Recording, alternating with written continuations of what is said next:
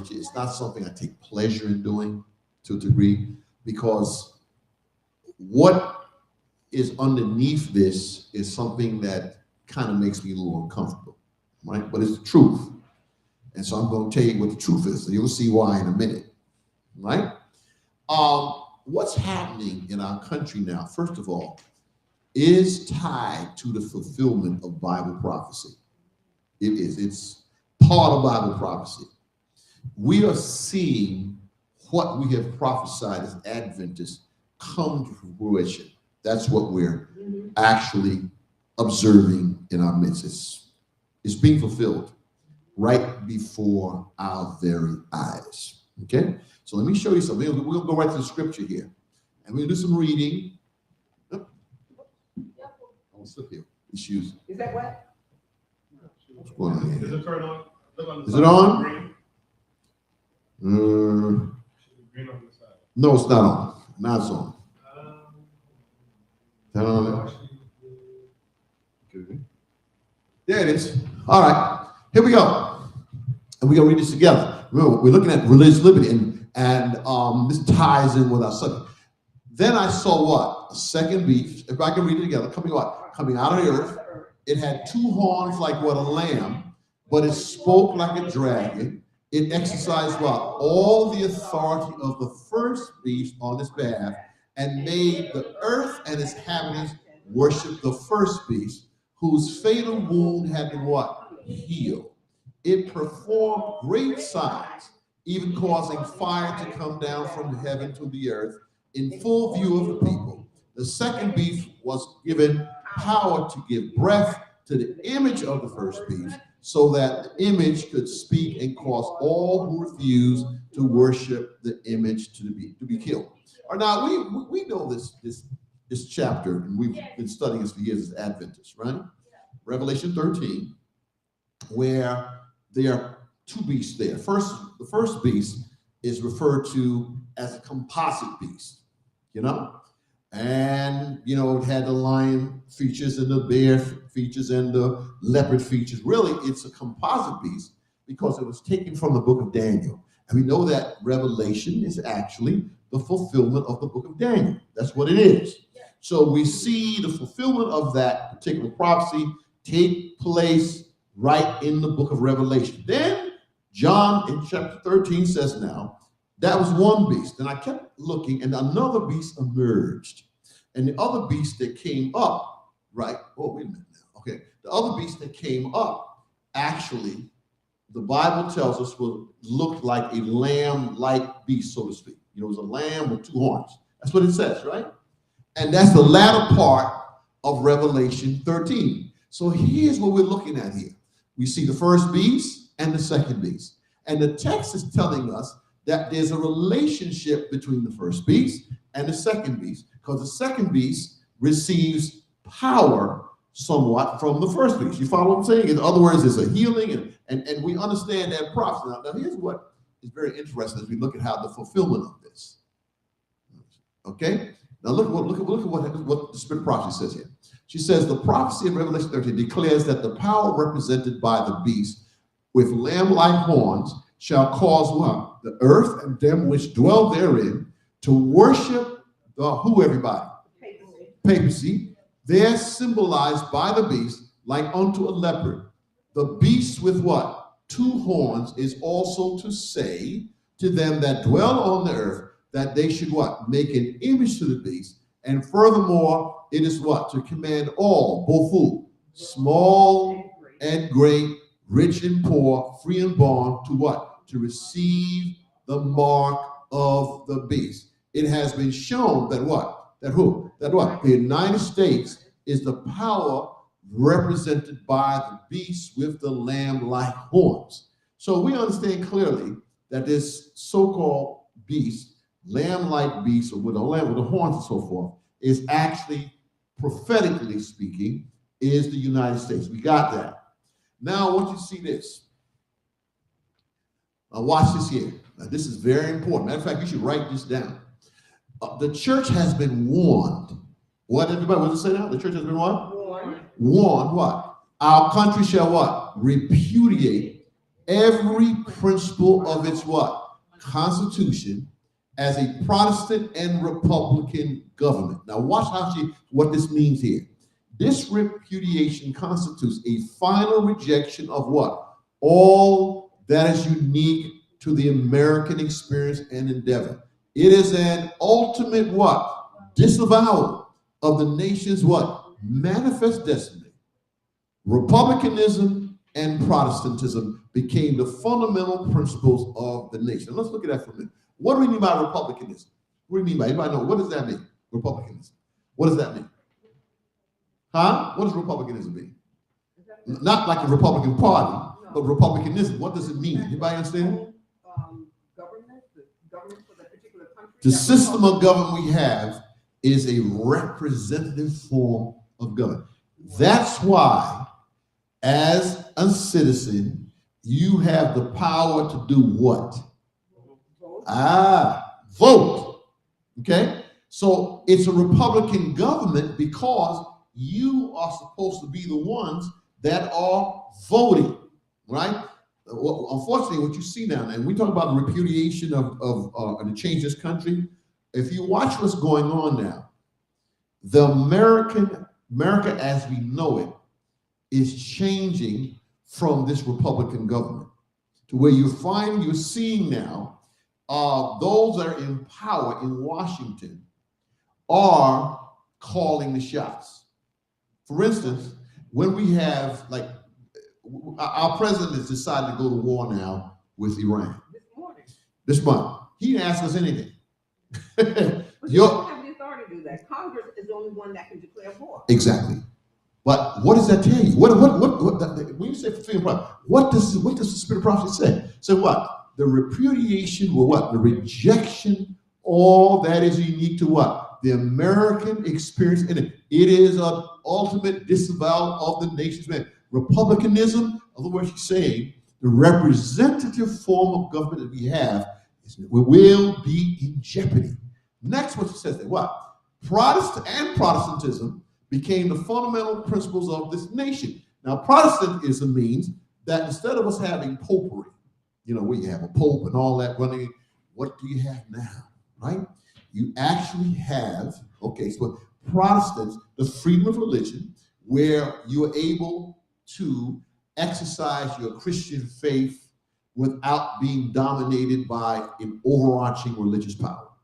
You understand? Mm-hmm. Such as a pope, whatnot. We don't have that now. Now you're free to like there's a gentleman here this morning says, I'm a part of Unitarian Church. You're free to do that in America. I'm free to be a Baptist, a Methodist, Episcopal. I'm free to be Jewish. I'm free to be Muslim, whatever I want to be, because you have freedom of religion here. You follow? So he's saying, what she's saying in this thing here, this passage here, is these particular principles are going to disappear. Understand that? Look here. When the very principles that underlie what, everybody? What's it say? When the very principles that what? Underlie national greatness and prosperity are cast aside as belonging to what? An older isolationist and agrarian age, national apostasy will be followed by national rule. You see that? Now, I'm going to show you how this is beginning to happen. Okay? That's what I want to show you. We talk about Christianity. I want to show you how this is beginning to happen. So that you're going to be able to see this. Okay. Now, when we say, when we talk about Christian, what are we talking about? Christian nationalism is a what? A political ideology and cultural framework that seeks to what? Merge American and Christian identities. In other words, you hear these people saying so many words, is a real American is a Christian.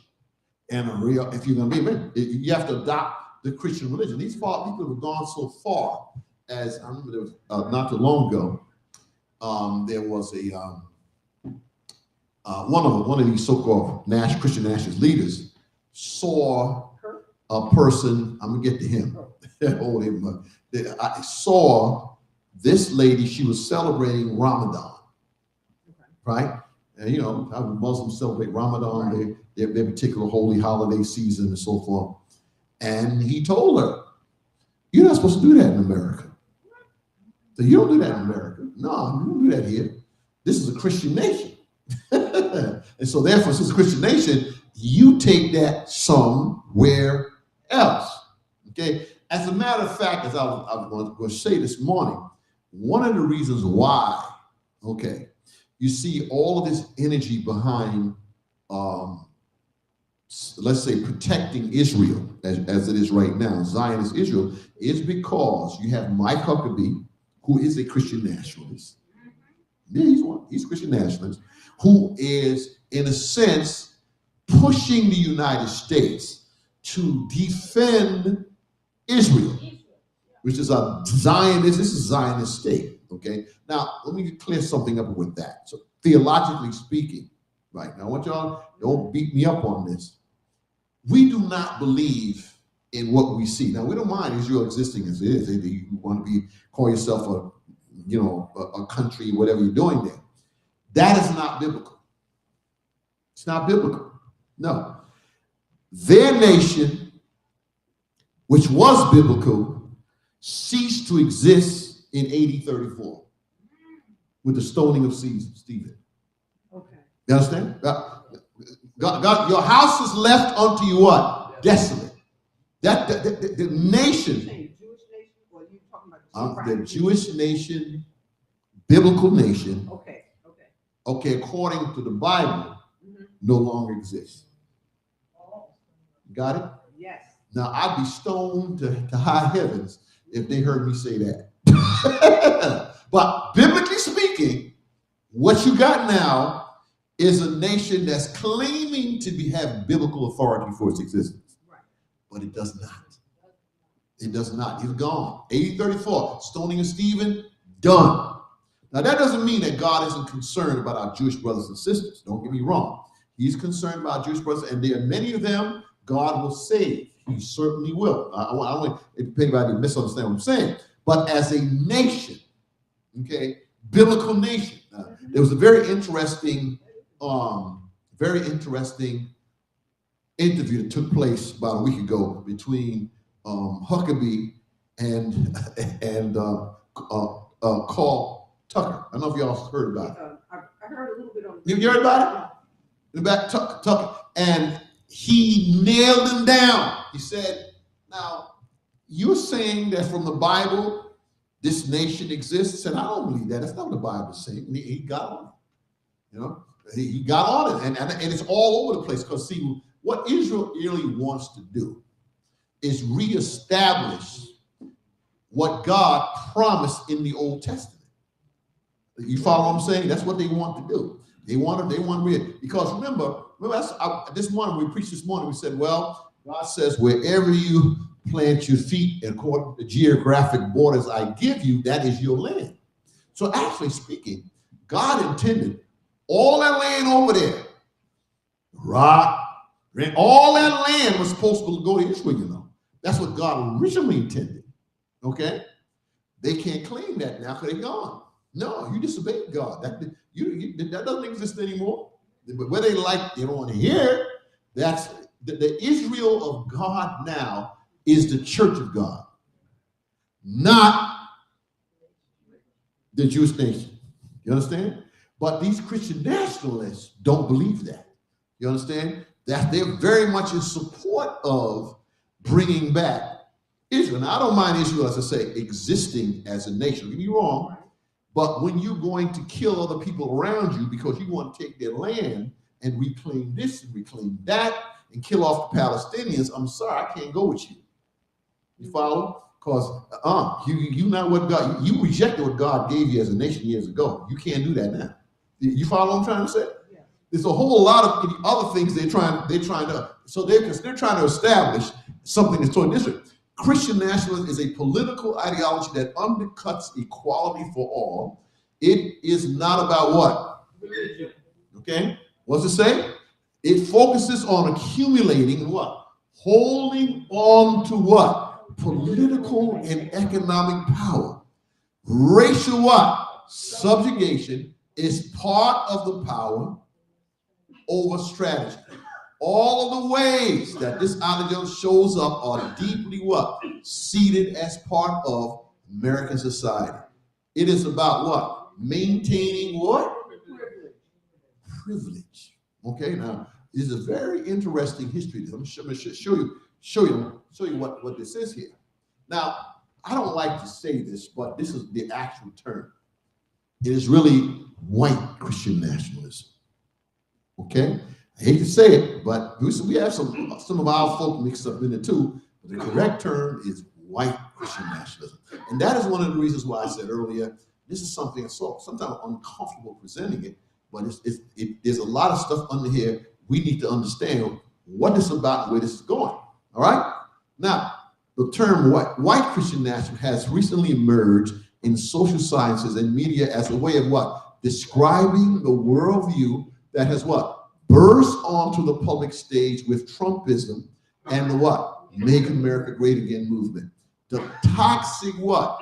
Blend of ethno-religious identity politics was reflected in the prayers and religious symbols that participants carried at the U.S. Capitol insurrection on January 6th. Remember that? If you saw people showing up with the crosses and all that kind of stuff, they got crosses on one hand and guns in the other. Well, what are you doing?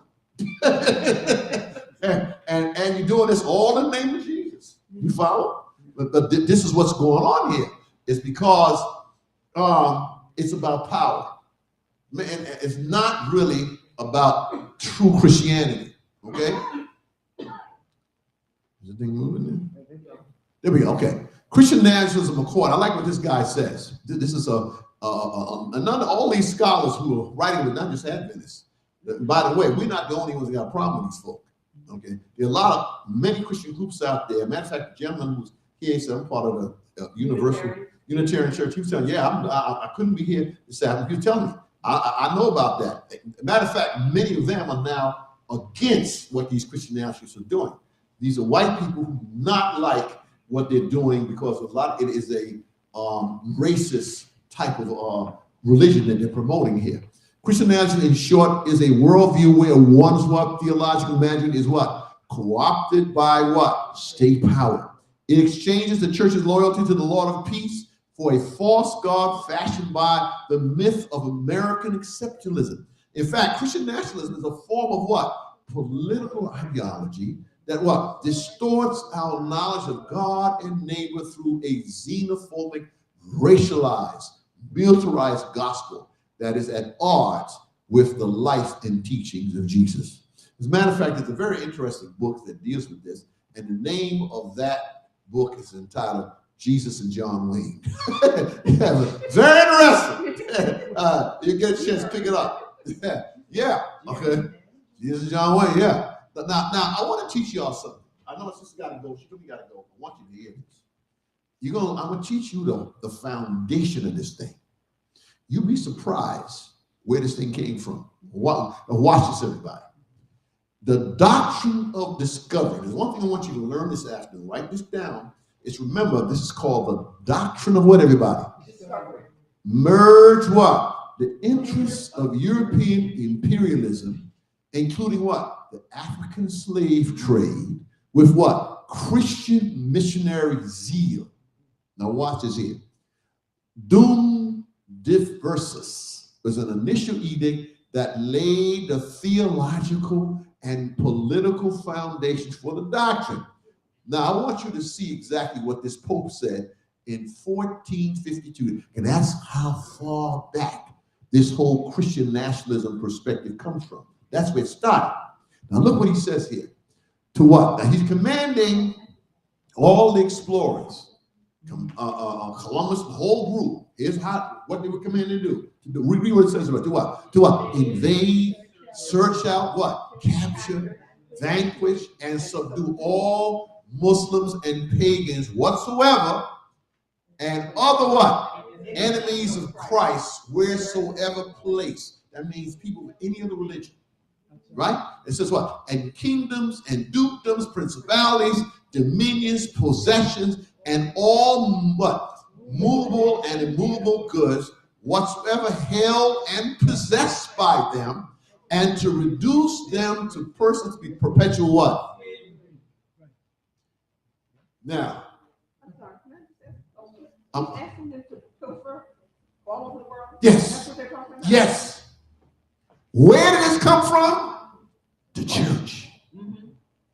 See that? The church. There is the foundation of slavery. It came from what? The church. And where, look at the year. What's that? 1452. Do you see that? The foundation of all that we went through as and our forefathers went through as slaves started way back then. The doctrine of discovery. Now, let's see here.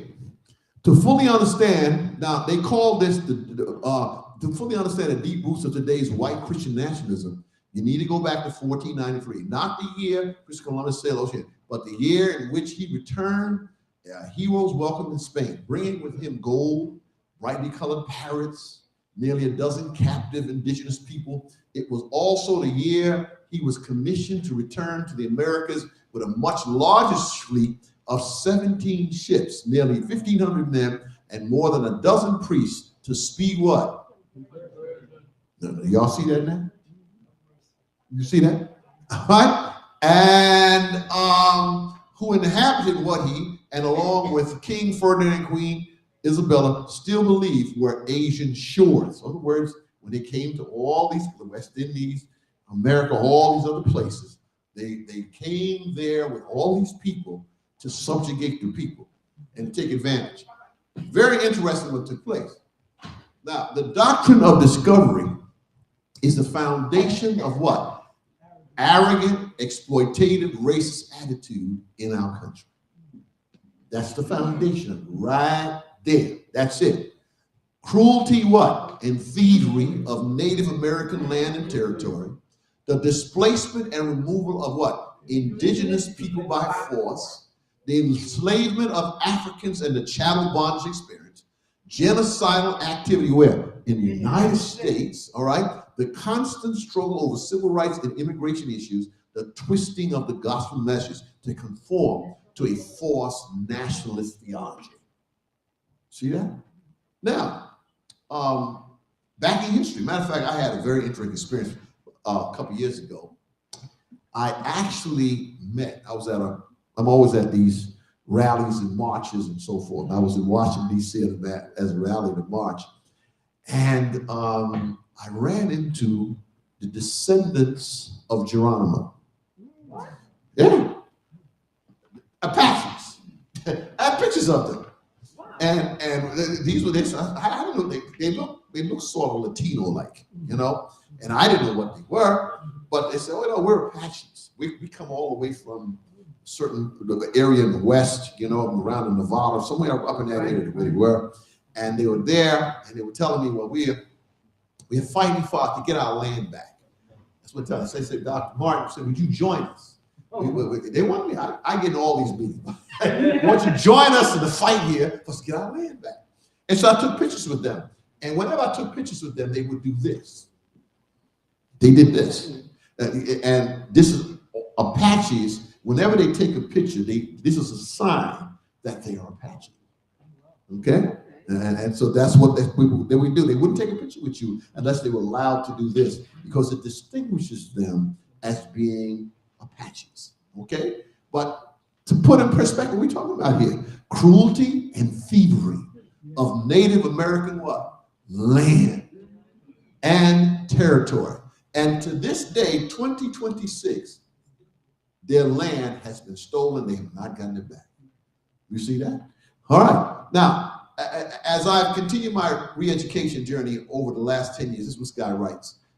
This is the hidden roots of what? White supremacy. Very interesting book. You haven't had a chance. Write that down. You want to get a very interesting read. That's a very interesting book to read. It tells you a lot. Okay? It's called, and I'll leave this with you. The presentation we'll have it upstairs.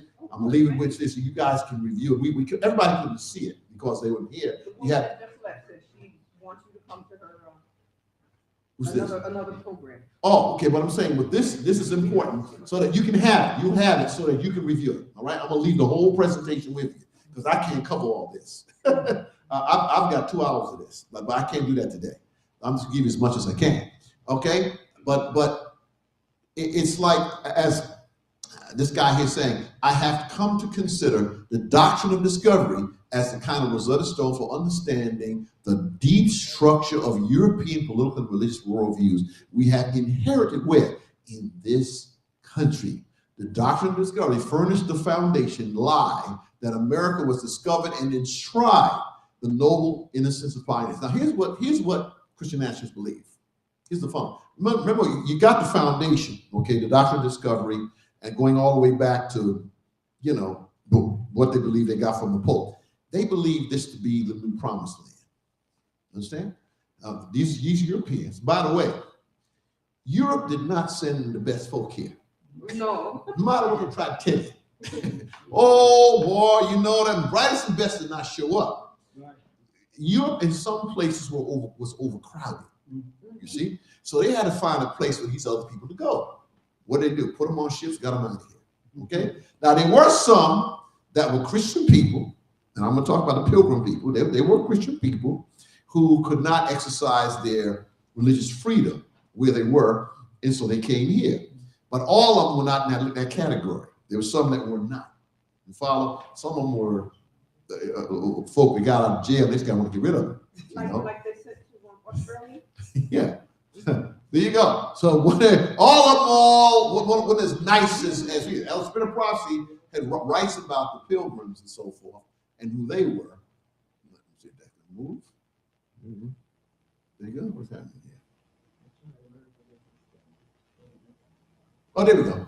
The papal degree and others that extended and developed its principles provided the moral and spiritual justification for an unfettered European colonial race for undiscovered lands and fertilized the blossoming African slave trade. So there you have it right there. I'm not going through all that because we don't have to have, you can read it up. The first ship, now get this now, you know what the first slave ship was called?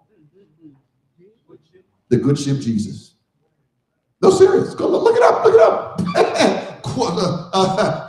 it up for yourself. First slave ship was called the good ship Jesus. All right? And they had like 300-400 slaves on it. And I mean, they had them singing hymns and all the rest while in chains, in bondage, coming to be perpetual servants. Okay? Interesting. All right. The international law called the Doctrine of Discovery enabled Columbus to make 3 expeditions to conquer non-Christian people in the territories. In 1493, after the discoveries made by Columbus, Pope Alexander VI issued a papal decree that indicated more explicitly that only Christian rulers could legitimately claim what? Land ownership. You see how this goes.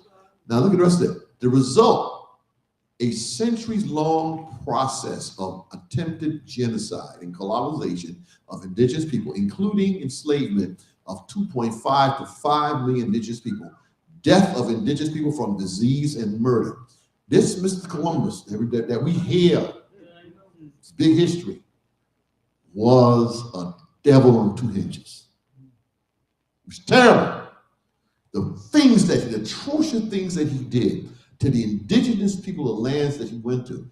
They raped the young girls, impregnated them, filled them with disease. It was terrible. But a lot of those, the native, even today, the real native people, like the Arawak Indians and all those Indians that existed in the Caribbean, you can't hardly find one anymore. They're all dead, gone, because of the disease that the Europeans brought to them. Okay, and this was a culprit right here. Okay, all in the name of Jesus. Right? You hear that? The result, it says, you go on, disease, murder, dismemberment, rape, land theft, destruction of animals, natural resource, starvation, removal, concentration camps, and forced religious what? Conversion. In combination with coerced, unfair, and unfulfilled treaties to the pre-contact indigenous populations who resided in the land that is now the U.S. was ultimately reduced by 90%. You see that? Okay. Now, the Puritans who left England, we just talked about them, and Ellen White speaks about them in The Great Controversy. He says that they were good people that came here in search of religious freedom. and they went to what we call, if you go up to New England today, up Massachusetts, there's a whole big monument there dedicated to Plymouth Rock. It's there. You go up there, you can see it. Okay? Now, the truth of the matter is, some of these people were good people. Some were not. Okay? And some came here when they remember all keep in mind of doctrine of discovery. This is a new promised land. God gave it to us, and just like God gave the promised land, right, to the children of Israel, they were commanded to go in and do what? Destroy everything, take over the land. These folk believe that they had the same mandate. Come to America, don't worry about the Indians. We're going to take that over. God gave us this. This is a promised land. So their whole purpose and intent was to take from the indigenous people the land. They want to take it and steal it. That's exactly what they did. Okay? All right? Now, we see these recent trends against the long backdrop of Western history. We can see that the phenomena this term describes far deeper roots than the post-Obama. So going back to what we're seeing now. Our two political parties, let's read this together. Are increasingly animated by what? Two starkly conflicting moral visions that have struggled for ascendancy since the first Europeans landed on these shores 5 centuries ago. Is America what? A divinely ordained promised land for European Christians? Or is America what? A pluralistic democracy where all stand what? On equal footing as citizens. Most Americans embrace what? The latter vision. But desperate, defensive, what? Mostly white Christian minority continue to cling to the former. That's what we're seeing. See? You got it now? All right. Now, taking back America for God. Whitehead defines Christian nationalism as an ideology that idolizes and advocates a fusion of what? Christianity with American civic life. It contends that America has been and always should be a Christian nation. It appropriates sacred symbols, self-identity, interpretation of history, values, and policies, insisting that they have always and must continue to reflect Christian teachings. It justifies the perversion of order with righteous what? Violence, either by police, border what? Or by what? Citizen good guys with who? Guns. Now, if you notice carefully, because I'm a sportsman, I'm a fisherman for years, and something has caught my attention recently. I see more guns being advertised for sale than I've ever seen. Have you ever noticed that? I mean, we have become so sophisticated with all kinds of guns. Now they can't just have a 9mm. Now you got to have let's say a seriously designed 9mm with sights and scopes and all kind of stuff. And believe me, they have all kinds out there now. And AK-47s, AR-15s, AR-13s, AR-12, all these guns. And I asked the question, why are these people so caught up on all of these guns? Why? Why is the guns being popularized like this? Why? I happen to believe, and I hope I'm wrong, that these people are concerned that something is coming. And they want to be ready for it. Do you understand what I'm saying? I've actually seen some videos where these guys are showing you how to move as a military person throughout your own house. How to move with your AK-47s. A troop is coming in, hide behind the door like this, move to this side like this. People are crazy. They're going nuts. Okay, but gun crazy. I believe I'm a sportsman. I've gone, so I buy tackle. I've been at some gun shows, and I'm telling you, I seen folk go in there and pick up guns and ammunition like they're walking out on a loaf of bread. I'm being honest with you. I'm shocked. So what in the world? Nope. They go to the counter, whatever they got, pay for it, and out the door. I've seen this. But the point is, here's the point. It's because they are, again here, with what? Citizen good guys with what? Guns. It glorifies the what? Patriarchal, heterosexual family, maintaining what? Rigid boundaries and hierarchies, both what? Public and private. It what? Baptizes authoritarian what? Rule. What did you hear this week from that State of the Union? Did you hear? Did that sound democratic to you? Huh? Did it sound that way to you? Then not to me. Okay, I'm being honest with y'all. And I listen. He's my president, and I want to respect all presidents. Okay, I believe in doing that. But the fact of the matter is, if you keep listening to this guy, you know he doesn't ask permission for anything. He does whatever he wants to do. Why? I'm in charge. Isn't that right? And when you disagree with him, okay, he goes berserk. Okay, Supreme Court that supported and backed him all the way through. Okay, he was so mad last week when they disagreed with him. The other way, they wouldn't allow him to have all the power he wanted to have. You follow what I'm saying? They wouldn't let him do it. Okay, but the fact of the matter, that is in line with what? This whole Christian nationalist ideology.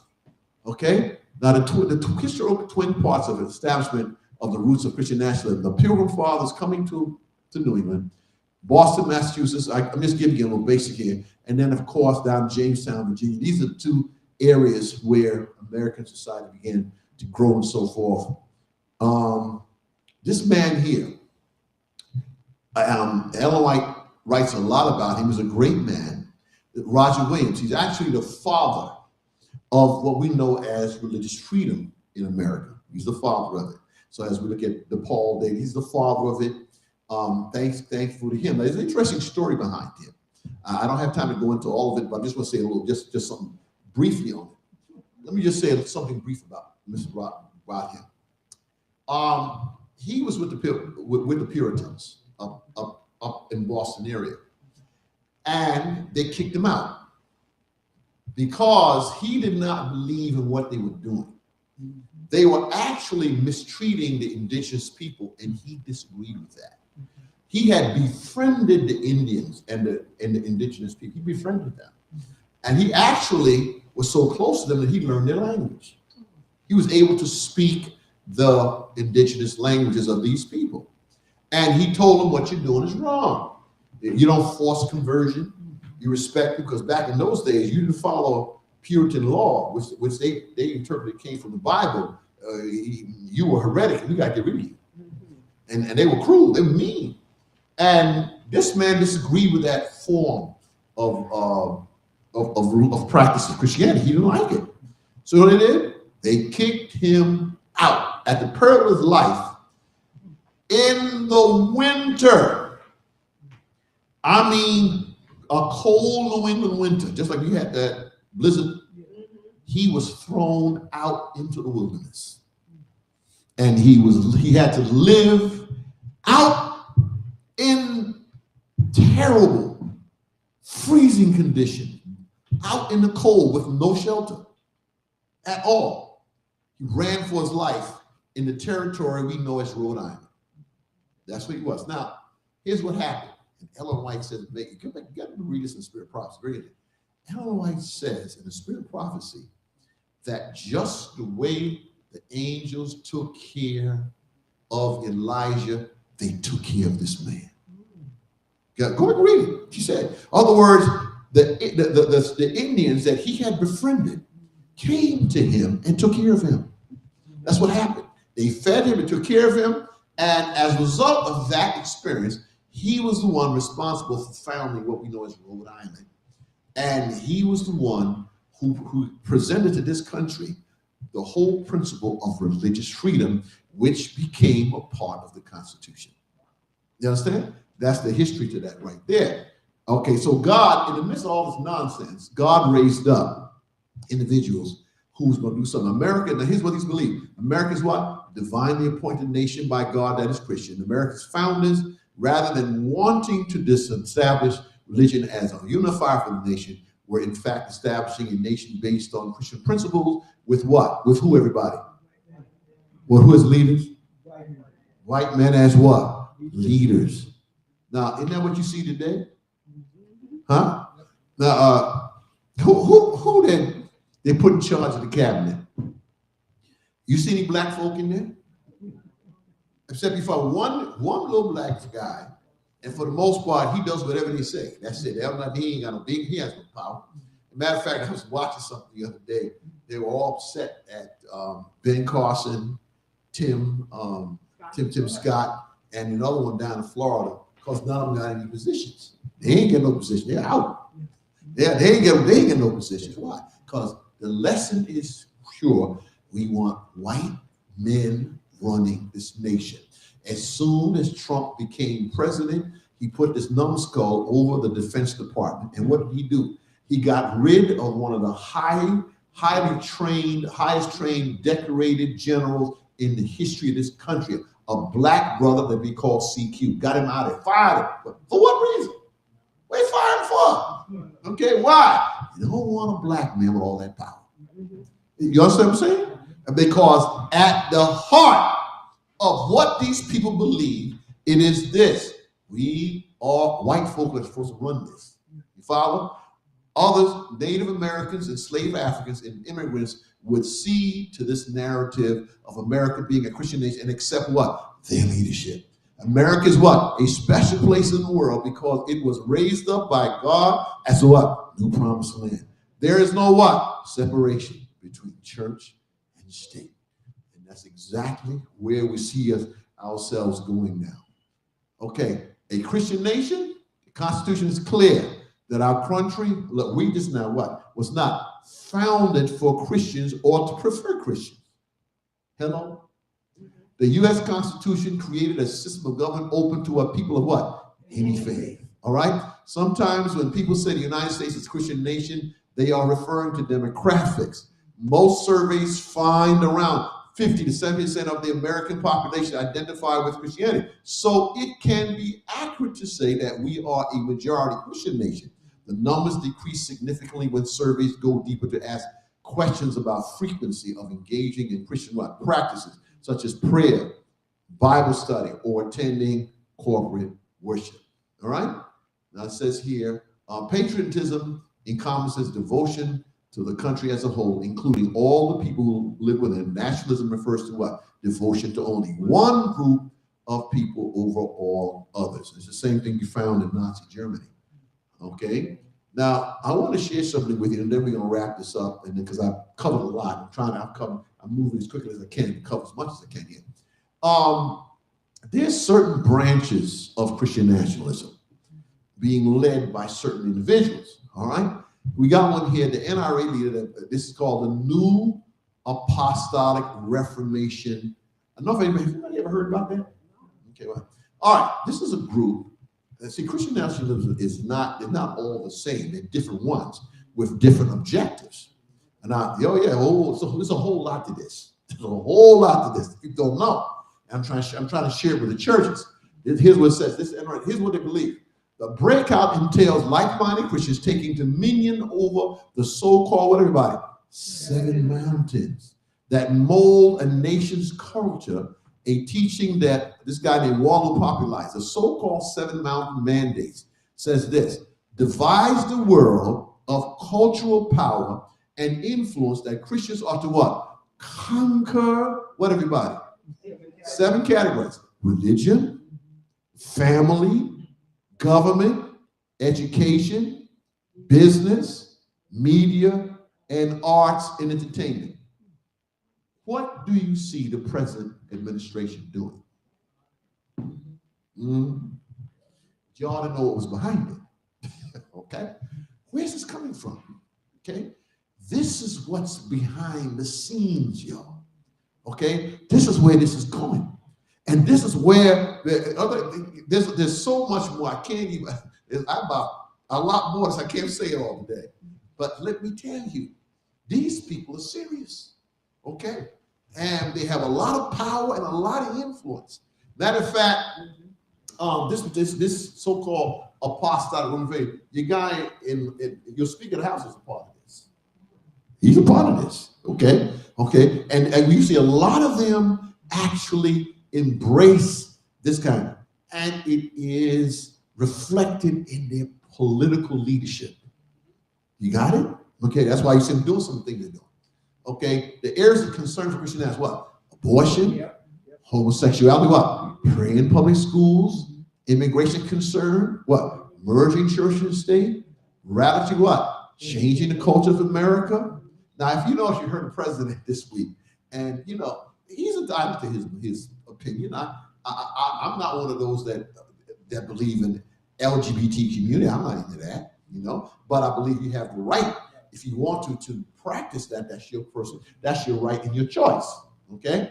I can't tell you if you want to be gay, that's your choice. Okay? That ain't for me, but that's your personal choice. I'm not going to stand up here and preach for it. I'm not going to condone that lifestyle. I'm not doing that. No. But that's your choice as an American citizen to be there if you want to. You follow what I'm saying? All right? Now, but this is what they're going to radically what? Change into the culture of America. One thing he did this week, if you notice, and I thought that he was so rude. I did, As a leader, one of the things you have to do is set the temperature. That's what you do as a leader. You can't get up there and be rude to people. Yeah. You understand? I mean, the Democrats are over here. You people are crazy. Did y'all hear him say that? Yeah. Now, you can disagree with them. That's okay. Fine. But don't insult them from a position of power like that. I thought that was so, let's say, undignified and unbecoming of a person who is the president. You don't do that. You know what I mean? And what they're supposed to sit there and take it? But 20 of them didn't even show up. Some of his officers from Supreme Court didn't show up. All right? And know what? If you act like that, I wouldn't show up either. I mean, to me, I sat there, I cringed. I said, my God, this is on national television, and you're pointing out folk. Y'all crazy. No. You do not treat people like that. Not as the leader of the free world. That's out of order. But these people are serious. Radically what? Reforming the American government, creating what? A new control economic system. Huh? No more DEI. Hello. Let's cut government down. Get away with all those, get the jobs, because you know what? I said sometimes I'm uncomfortable presenting here. It's the truth of life. No more. The white guys are all upset because we ain't getting the jobs. We're not in power. Now, I'm familiar with some of this. I'm a sportsman. And sometimes when I go fishing, most of the folk I go with out there are white guys. I'm out on the boat, and I get a chance to hear them. I mean, some of these are Trumpites all day. I know they are. That's okay. And again, I don't oppose a person. It's your choice. It's America. You have a choice to support whoever you want to support politically. That's your right and your choice. Okay, that's your choice. I believe in that. Okay, but the only thing is, now let's be careful about how you want to, chorus everybody else to go along with you. I got a problem with that. But if that's your choice, that's your choice. You follow what I'm saying? You choose to be Republican, you choose to be Democrat, you be independent, that's your business. That's okay. That's what makes America America. Nothing wrong with that. But these guys are crazy. Okay? Creating what? A new controlled economic system. And this is dangerous. That's why I was saying this morning, this is very hurtful and harmful to us. Okay? Because some of the strive towards a success that we've attained and achieved, that is what they're trying to roll back, which makes it very dangerous, okay? All right, now, this guy here, oh boy. Oh no, I gotta keep my Christianity together here today. This is a real monster. I'm just gonna say, y'all ever heard of him? Yes. Don't you get me out? This is a monster here, okay? He is the brains behind a lot of things that's presently happening in this administration. This guy right here. This is the brains behind it. Okay? You see, Trump talks a lot of stuff. That's the brains. Right? This man right here. Okay? And he wants to deport 11 million people. 11, 12 million. He wants to get them out of here. right? And he's especially after people of color, black and brown. Wants you out of this nation. Okay. Now, if you heard lately, they're bringing in South Africans. Did you hear about that? Oh yeah, no, they're bringing in South Africans. Look it up. They're bringing in South Africans. White. Well, my sister, what do you think? They're bringing them in. Why? Because there is this whole fear in this country that what we are going to be facing here is what they call this gap situation, right? Problem where we're going to have all these people of color coming in, taking over their position. Because remember, if America belongs to them, that's the belief. This is our country. We've got to preserve it. We got to protect it. We got to get all our guns together. We got to have all these guns. And see, some of these people, unfortunately, let me just say it, some of these people are emotionally unstable. They ain't too cool in terms of their mental health. And some of them can't wait for when they declare whatever war they want to declare. So every now and then, every one of them bust loose and decide to go to a mall or something and shoot people down. Because so what's happening, what you're not hearing is this. They're not just doing this like that. They're backroom conversations that's going on. You follow? Yep. And these boys can't hold their peace. Yep. So they take too long, so they come out and they got to kill people because these are discussions that's going on behind closed doors. So you listening to me? Serious. I was up in Buffalo not too long after the shooting that took place up there. The people at that Tops supermarket. I was up there.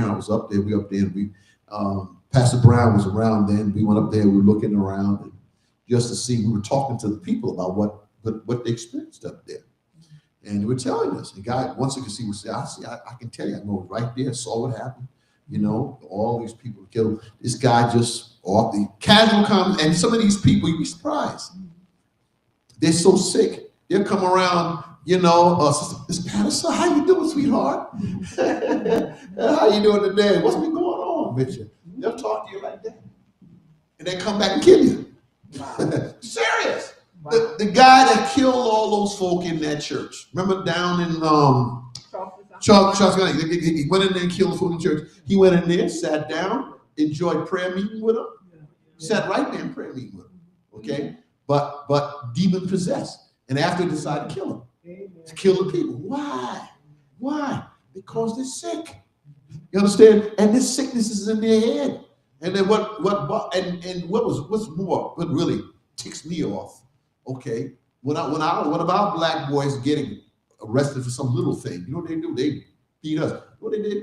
They took that fool after he killed all those people to McDonald's to get something to eat because he was hungry. Yeah, that's right. That's what they did. Took him to get something to eat. They didn't rush him to jail. They made sure, he's hungry. We got to feed him. Do you follow what I'm trying to say? Now, they get away with that, you know? Unfortunately, that's the craziness that goes on next. Christian nationalists in America believe the country was founded as a Christian and nation, and the Christian values should be prioritized to our government. And that is one of the reasons why you've heard about Project 2025. Yeah. Y'all heard about it? Yeah. And they're sticking to it. That's their blueprint. And they are trying to implement what is in that document. You follow? And they're serious about it. They're making sure they're going step by step. And there is a part of Project 2025 they didn't put in the book. It's behind the scenes. It's a script that they're not sharing with the public. But they're beginning to look at how. Now, I'm gonna stop here. I think we've covered a lot. There's a lot more. I can't cover any more. But I've tried to cover a lot as much as I can for now, for this afternoon. But you can have this presentation. Feel free. I'll give it to you that you can review it. I know if there's some other things going on this afternoon, I couldn't get to talk to the whole church, but this is good information for you to have to review. I think it would give you some kind of foundation, education with God's but what is going on in our country and the reasons behind it. You follow what I'm saying? So you have it. I want you to take it with you. Oh, it's my pleasure. Okay, I have some more work for y'all to do, but y'all got to go home. I've been here all day. There are a couple of things that I'm going to take a couple of questions and maybe ask y'all what we can do with it. That is this, because it's going to come knocking on our door now. Let's remember here now, and that is this. And what do we as a church do with people who are undocumented? What do we do with that? I'm going to ask y'all now. How do we address that? Because remember now, a lot of our members, maybe not in this church, but we have churches around this conference where 50, 60, 70% of the people are undocumented. It's that high, you know? And they ain't gonna say nothing about it. I was talking to one of my Latino pastors. He said, well, Dr. Martin, we've got, says 75% of my church don't have documentation. Yeah. And one of the things I've been doing, I've started a ministry, I've been doing this ministry, where I actually am providing legal counsel. Well, I've done it for the whole conference, where we at the Elevate Summit, if you recall. Right. We go around helping people understand what are their rights. Now, let me say this: I'm not advocating that we break the law. Anybody else misunderstand me there? I'm not saying that we do. Okay, we break the law. I'm not advocating that, but there are certain rights that even as a person that doesn't have legal status that you have, and it ought to be respected. What these guys are doing now is not obeying that. They're not following that. They're snatching people out of cars, going around. If you look at you're a certain color, then they start talking to you and check out your accent and all kind of foolishness. And for all come with us, you're under arrest. Under what pretense? And then see, nowadays they're even going after people who have green cards. They're going after you now. You know, it's not just people who are undocumented. They're going after people with green cards. Watch out now, being honest. That's why you got to be very careful, because what they're doing is, if you have green cards, they want to look at your green card. They want to see exactly if you have any issues in the past with your green card. There's a whole lot of stuff coming down, because they're not just looking at deporting people who are so-called illegal, who don't have documentation. If you got documentation, they want to see if you got it fraudulently. You understand? Or from their perspective, did you get it the right way, or did you get it fraudulently? You understand? So we got all kind of stuff going on here. And as a church, we got to deal with it. Okay? Because you're going to have people, you know, who come to church. I've noticed that your congregation, I'm just looking you over this morning a little bit. I noticed your congregation is somewhat a little multi-ethnic here. You know, it ain't all y'all that's up in here now. I'll check you out. and that's a good thing, because your community, right? You may have in your community, when you look at your community, you're going to have other people who are from different ethnic persuasions. Okay. You may have individuals who are, let's say, Latino, who are Caucasian from different places in other parts of the world, who are Asian. That's okay. Nothing wrong with that. We ought to embrace people of different ethnic cultures and bring them into our church. And it's time for us to do that. No, especially in a community like this, you're going to get that. Question is now, a lot of these people may come to you undocumented, right? And they're going to come to your church and they're going to ask you, how can you help them? Do you follow what I'm trying to say?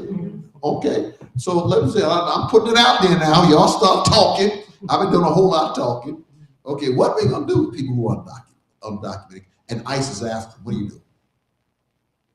And they come to you for help. What do you do? Attorneys? That can help. Yes, I agree with that. Mm-hmm. That's all I got. The ICE is outside. ICE is outside. They run into your church. What then? Oh, you're supposed to have.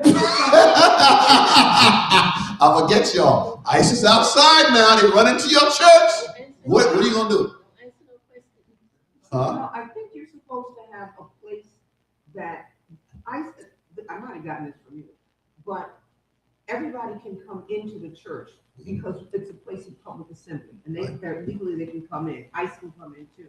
But if you have a restricted area that people do not have just free access to, they can go there and ICE can't penetrate that. Like if we had I don't know, say the pastor's office, nobody goes in and out of there 3 weeks.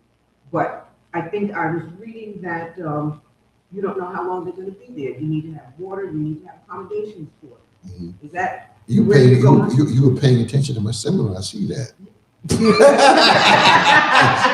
I give her a, she's paying attention at my seminar. That is correct.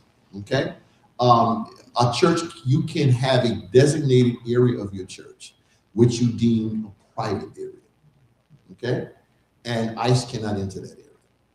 By law, they can't. Okay. They can't. And so therefore, if so, I'm just saying, whatever y'all doing as a church board with what's going on, I mean, something we want to think about. Designate an area, a room of this building that you consider a private room where if you do have an undocumented person, they can stay there and ICE cannot go in there. Okay? That's something for you to think about. I'm just sharing that with you. Okay? Yes.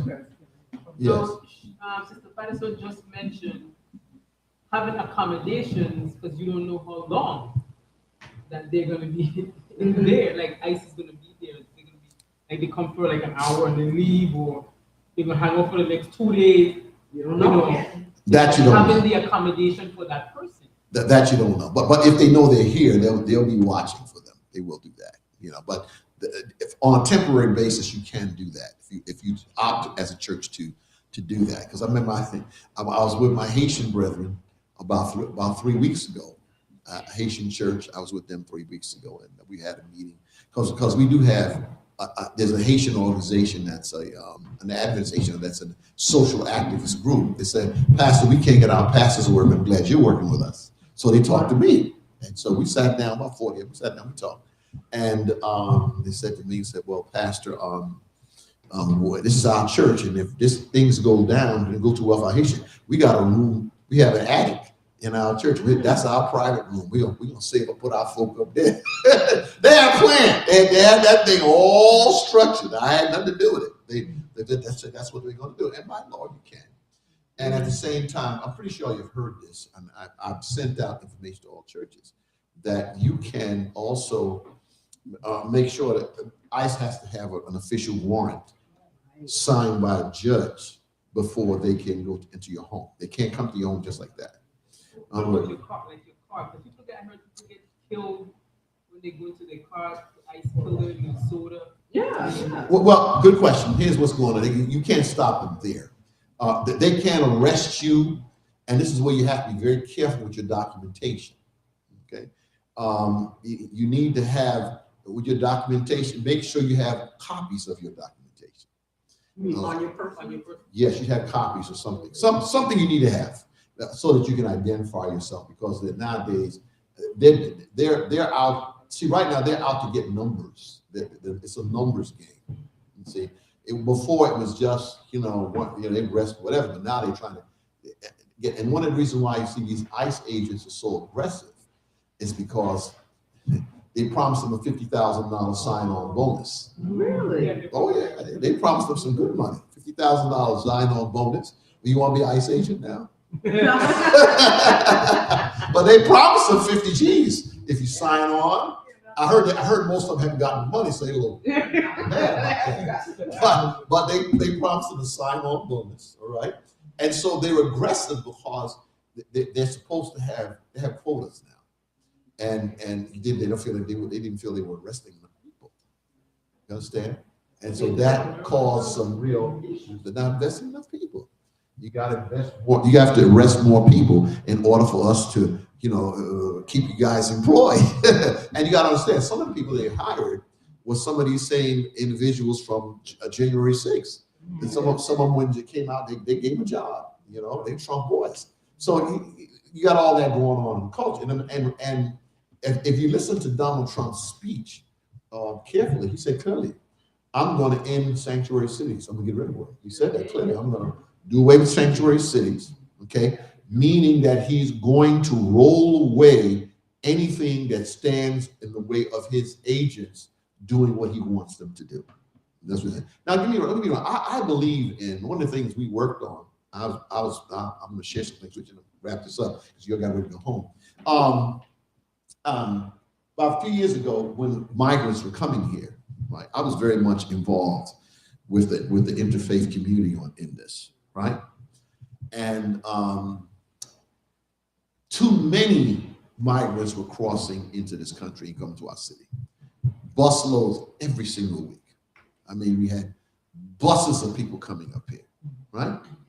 And we noticed they were coming to all the black cities, Chicago, New York, Boston, all these places. And we said to them, look, we said to the President of the United States, I'm the guy that wrote the letter for the whole community, for all the pastors. And we went to Washington. I said, look, you got too many people coming here.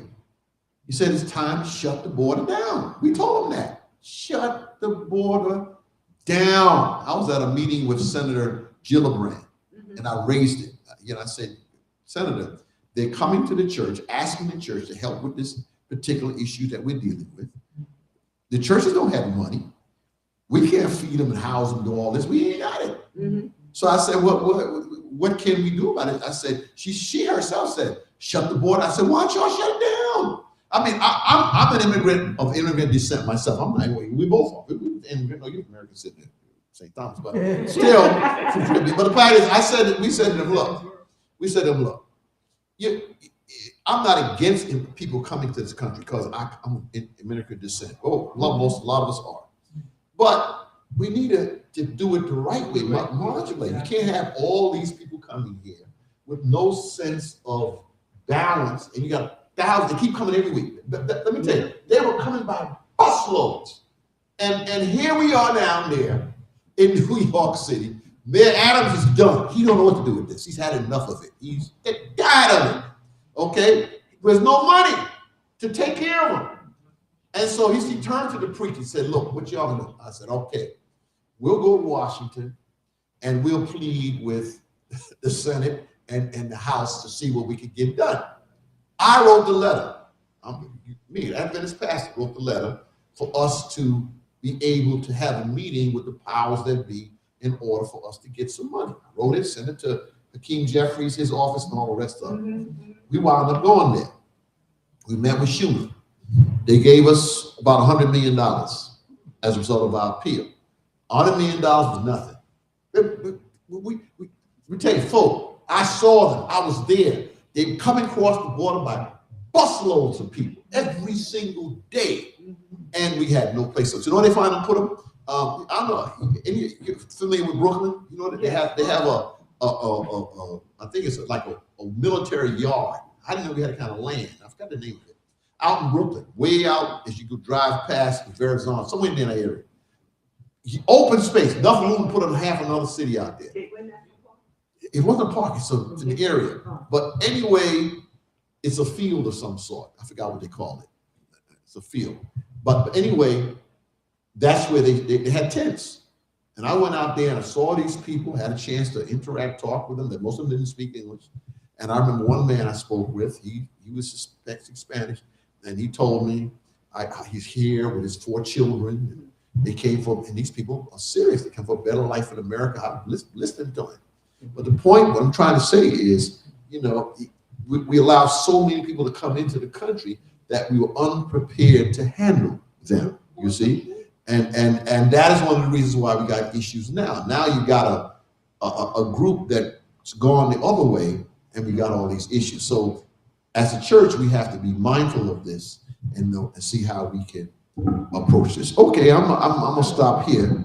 I don't want to hold y'all any longer. That private room that you described, Yeah. is that used for something else that then you put those immigrants, if you will, in that room, or is that? It can be used for other things. Okay. But it's just your church's designated private room. And where you can put people who are, let's say, undocumented or whatever, and ICE is after them. I don't know if you're gonna have the issue up here, but I can tell you, I know we're gonna have in certain other parts of this conference. And so you trust me that they're gonna amp this up. You know, they're getting ready to fire it up. You know what I mean? And so therefore I'm trying to help our churches to be somewhat a little bit mindful of what you want to deal with and how, and at the same time, as you made a point there, we also have to see what we can do with our congregation to see if we can provide some areas with a legal counsel. I'm presently now a part of a group of an action clergy group where we're looking at what we're going to do to address this whole ICE matter, because we see this coming to the city and what we're going to do on it. You know, I was actually one, and I'm just not to pat my little self on the back, but I was actually one of the first ones when this started in the community, period, you know, to raise interest in this. You know, I said, no, we got to fight this. And then some of the community started to follow suit. I'm glad as an Adventist I was able to do that. Take care. God bless you. Okay, but we're done. So I just wanted to share that. We can stand and pray now. You guys have been good. So I know we wore you out. Yes. Have a meeting at 5:30. I got you. Yes. You gotta go. Who? You can find about Roger Williams in Great Controversy. Just look his name in Great Controversy, you'll find it. Okay. She writes quite a bit about him, probably a whole chapter on almost a chapter on Roger Williams and his experience and what he was, because she had the Spirit of Prophecy said some positive things about him, that he was a very unique man, extremely gifted, and very committed, very converted man. And so there's a lot being said there about it. Okay, you can close out, you know, you're the boss, I'm the horse, I'm doing what y'all say. Go ahead. I thank you very much for being here. You've got to come back. I think there's so much more that we can talk about. And I think there's so many more people in our congregation who need to hear this. You know, because a lot of this was a couple little bits I've known about, but a lot of it was new to me. And this is the kind of thing that I really appreciate about your active pastorship. Is that a word? Yeah, that'll work. Okay. But one of the things I've known about Pastor Martin, and he's always been very active, always been out front. If I may be honest, you know that sometimes we as Adventists are a little bit too insular. You know, we preach to each other, we talk to each other, and we do need to have more active, just be more current with some of the things that we do. So I really appreciate all the things that you have told us about today. Let us please stand up so we can say a closing prayer.